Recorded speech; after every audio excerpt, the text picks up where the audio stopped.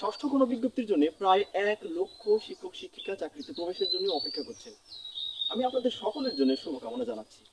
কিন্তু পরিতাপের বিষয় হলো, আমরা ইতিহাসে দেখতে পাই যে এনটিআরসি এর মাধ্যমে এখনো পর্যন্ত যে 5টি গণবিজ্ঞপ্তি হয়েছে, একটি গণবিজ্ঞপ্তিও নির্বিঘ্নে হতে পারেনি।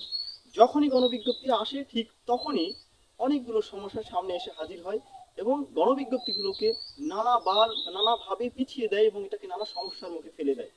আমরা যদি এবারও লক্ষ্য করি, এখনো কিন্তু 1 থেকে 12তমদের যে ঝামেলা রয়েছে সেটি কিন্তু মিটে যায়নি এবং 35 যাদের প্লাস হয়ে যাচ্ছে এবং গত 17তমতে যাদের 35 প্লাস হয়ে গেছে তাদেরই কিন্তু নানা দাবি দেওয়া রয়েছে।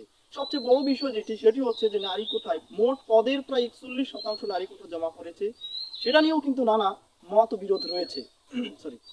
তো আমরা যদি এই বিষয়গুলোকে একসঙ্গে দেখি এবং বদলি প্রত্যাশী যারা রয়েছেন তাদেরও কিন্তু অনেক দাবি দেওয়া রয়েছে। তো এই সবগুলো বিষয় মিলে আসলে ষষ্ঠ গণবিজ্ঞপ্তির সামনেও কিন্তু অনেক বাধা বিপত্তি রয়েছে। সেইগুলো কিন্তু পেরিয়ে ষষ্ঠ গণবিজ্ঞপ্তি ঠিক কখন হবে, কোন জায়গায় গিয়ে দাঁড়াবে, এখনো কিন্তু বলা মুশকিল।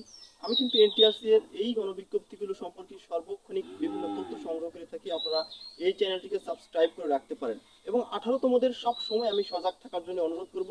যে কোনো ধরনের ঝামেলা সামনে আসলে আপনারা এটিকে বুদ্ধিমত্তার সাথে মোকাবেলা করবেন এবং খুব দ্রুত গণবিজ্ঞপ্তি হয়ে যায় সেটি আমিও প্রত্যাশা করি এবং ঝামেলাগুলোকে কিভাবে ওভারকাম করা যায় এ ব্যাপারে সবাই কিন্তু সচেতন থাকতে হবে। ধন্যবাদ।